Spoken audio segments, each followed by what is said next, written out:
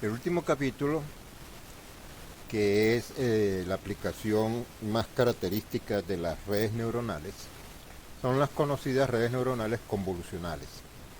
El potencial de estas redes es su capacidad para descifrar patrones complejos en enormes datasets de imágenes, con lo cual se ha logrado que las máquinas puedan percibir el mundo que les rodea al tener la capacidad de ver, reconocer y reaccionar ante una imagen que se le presente a la cámara.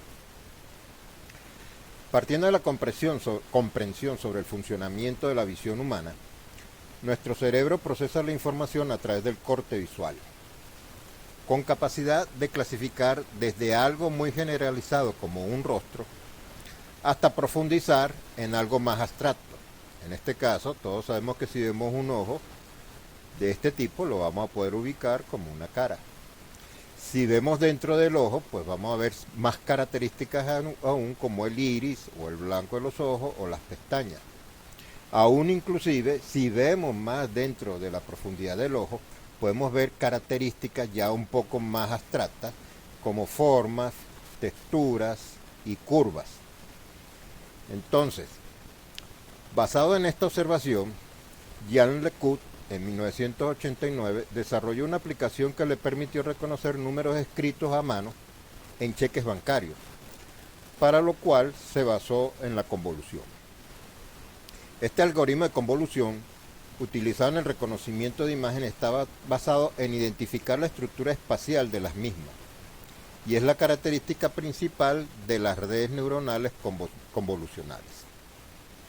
A modo de ejemplo, pues tenemos el archivo dataset de MNIST, de reconocedor de dígitos. Aquí en este caso estamos presentando el número 4, escrito a mano. Se hace una aplanación de esta imagen, que más adelante vamos a explicar en qué consiste esa aplanación, y se ingresa la información de los píxeles a la neurona. Por supuesto, la neurona reaccionará ante ciertas características de los píxeles, ¿ok? Para lo cual verá un vector plano. Sin embargo, se sabe que esta independencia de píxeles no es lo habitual en una imagen, ya que el valor de un píxel es muy parecido a sus vecinos, tanto en lo ancho como en lo alto. Esto permite que surjan estructuras, formas y patrones que, cuando las analiza correctamente la RNC, puede identificar el carácter que está allí. Para hacer esto se prepara una matriz cuadrada convolucional cuyo tamaño es ajustable, la cual será aplicada a toda la imagen de manera secuencial. Esta traslación, que también es ajustable, la llamaremos salto, y en cada salto se hará un proceso de cálculo que llamaremos filtro. Es decir, si esta era parte de una imagen, ¿okay?, pasamos un filtro de 3×3 con unos valores que, cuando son ejecutados, bien sea en una combinación de sumas y multiplicaciones, hará que todo este grupo de píxeles que está aquí sea sustituido por un solo píxel con un valor que resulta de esta combinación que habíamos referido antes. Entonces, si desplazamos ese filtro un lugar a la derecha, ese es un salto de 1. Obviamente, él continuará entonces haciendo los mismos cálculos para el siguiente grupo de píxeles. En este caso, 9 píxeles. Lo convertirá en un solo píxel, pero ahora la diferencia de este píxel es que es un píxel con información. Y eso es algo muy importante dentro de la convolución, en el proceso de entrenamiento. Es así como nosotros tomamos una imagen cualquiera, y si aplicamos este filtro que está aquí, que es un arreglo de 000, 010 y 000, lo único que hace este filtro es copiar la misma imagen en el lado derecho, con una diferencia, que ahora esta imagen, cada píxel, tiene un valor, tiene una información. Y eso lo que hace es que identifica cuál es la tonalidad de gris, en este caso para una imagen blanco y negro, que está en ese píxel específicamente. Si cambiamos el filtro y ponemos, por ejemplo, en la primera columna todo menos 1, en la segunda columna todos son 0 y en la tercera columna todos son 1, Lo que le estamos diciendo al filtro es que a cada píxel que consiga, todo lo que tenga más claridad lo ponga como si fuera un valor bastante bajo. En el medio pues no va a pasar nada, y en el lado derecho lo que va a hacer es que todo lo que sea más oscuro es ponerlo, resaltar de esa manera. Y es así como se obtiene este tipo de imagen. Entonces lo que está haciendo el filtro, básicamente con una fotografía a color, es ir escaneando cada píxel, cada grupo de píxeles según el arreglo que tenga el filtro, para convertirlo y obtener una imagen equivalente con información. Sobre todo lo nuevo que hay en una RNC es la configuración para el tratamiento de la imagen y su ingreso a la capa de entrada de la red neuronal. A partir de aquí todo el proceso que se sigue ya fue estudiado en los capítulos anteriores, y esto es lo que consiste precisamente en el entrenamiento de una red neuronal convolucional, donde poco a poco la red neuronal creará cada vez clasificaciones más abstractas que se conocen como mapas de características, incluyendo patrones que les permitirá eventualmente reconocer nuevas imágenes. Ese mapa de características, por ejemplo, si visualizamos cómo sería una fotografía a color, cuando se le aplica el filtro convolucional, lo que hace es que el sistema separa los tres colores, rojo, verde y azul, de la fotografía. Luego comienza a procesar cada uno de esas nuevas imágenes que son características a la entrada a través de la convolución, pasando por un filtro de 17 por 17, y luego se va a obtener nuevamente otro mapa de características y se vuelve a repetir otra vez el convolucional de este nuevo grupo de mapas de características hasta conseguir un archivo plano. En esto consiste el reconocimiento de imágenes. La efectividad con que las redes neuronales lo puedan hacer dependerá de la profundidad de capas que conforman la arquitectura con la cual se diseñó.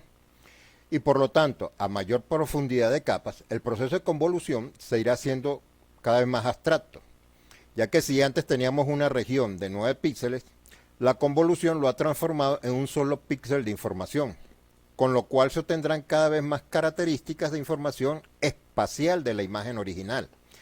Esto se conoce, como ya dijimos antes, como mapa de características, y ayuda a las redes neuronales convolucionales a identificar la información de píxel de la nueva imagen que está viendo. El conjunto de píxeles mayormente identificados por la red neuronal convolucional es lo que hará que probabilísticamente reconozca la imagen nueva que está a la entrada de la red. Para comprender un poco más esto, vamos a volver a utilizar el dataset de dígitos del MNIST. Vemos que ahora tenemos el número 5 a la entrada. Se aplica una serie de filtros de convolución y de max pooling, que él lo que va a hacer es ir disminuyendo y convirtiendo esto hasta obtener de una matriz una matriz lineal o un vector, en este caso sería un vector fila. Una vez que tenemos el vector fila, se le saca la traspuesta y entonces eso se convierte en un vector columna, y a partir de acá, que es lo que se conoce como el aplanado, se ingresa a la red neuronal. De ahí en adelante sigue todos los pasos que habíamos comentado anteriormente para la optimización y el aprendizaje de la red. Más gráficamente es algo como esto que tenemos acá, donde la primera imagen o el primer cuadro que tenemos aquí es la imagen que se le presenta a la red. Ella posteriormente convierte eso en otro cuadro de información, y cada vez que va aplicando un nuevo filtro va extrayendo más patrones que son las mapas de características, y por eso entonces esto se va ensanchando y se va encogiendo en cuanto a lo alto, ¿no? Obtenemos así un aplanado de todo lo que es esta matriz. Una vez que está aplanado, que lo que tenemos aquí es un vector fila, como lo dijimos antes, a través de operaciones de transposición, convertimos este vector fila en un vector columna. tantos como los que sean necesarios dependiendo de la red convolucional que tenemos al frente. En este caso es la propia red neuronal. Recuerden que para este tipo de imágenes que teníamos en el MNIS, vamos a tener un total de 784 píxeles, que aquí sería tener 784 neuronas. A partir de allí, entonces, inicia el proceso de aprendizaje.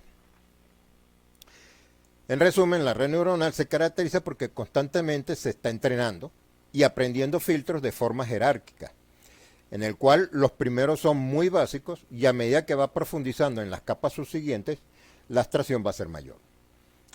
Para tener una visión sobre lo que genera una red neuronal en capas profundas y adivinar más o menos qué tipo de imagen pudiera corresponder, existe una página que trae algunas herramientas que permiten tener alguna intuición. Esto se conoce como técnica de interpretabilidad, basada en visualizaciones de características. Por supuesto, eso es un tema para otro trabajo de investigación, pero eventualmente necesitaremos conocer con qué sueñan las redes neuronales y por lo pronto acá les dejo la dirección de la página en cuestión. La podemos ver acá, que se llama Microscope, ¿ok? Tiene diferentes definiciones que podemos ir viendo a medida que avanzan en las capas, en la profundidad de las capas, hasta llegar a algunas imágenes que prácticamente alguna que otra cosa se pudiera identificar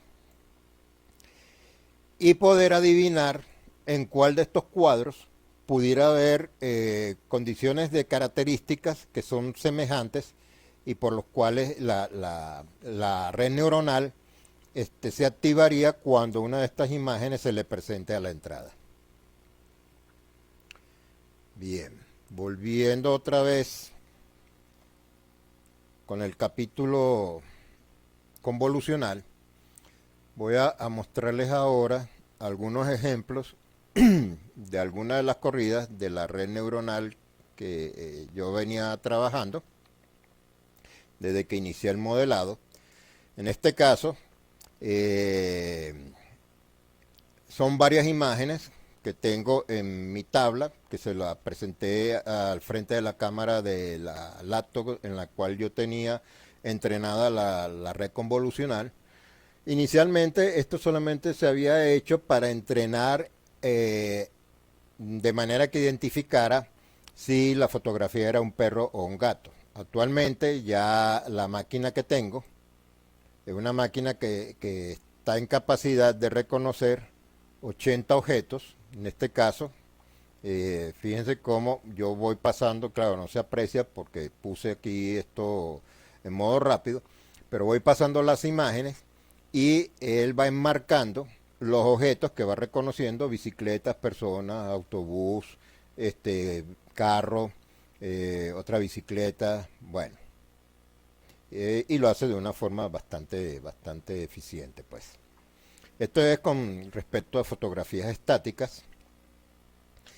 A continuación, ya un reconocimiento en vivo directamente desde la cámara. Es mi persona, ¿ok? En la medida que yo me estoy moviendo y le estoy presentando objetos, aquí por ejemplo no reconoció esta pelota o esta bola, que yo la estaba entrenando en ese entonces precisamente para reconocer texturas de metras y circunferencias, pero después sí ya terminó de hacer el entrenamiento y pude correr este video de un partido de fútbol para que entonces la máquina, en lo que viera algún objeto esférico, lo pudiera enmarcar, como es el caso aquí del balón de fútbol, ¿eh? Y continuar siguiéndolo, pues. Bueno, estos son algunos de los ejemplos que yo he utilizado para probar mi máquina, ¿no? Por último, dejarles esta dirección.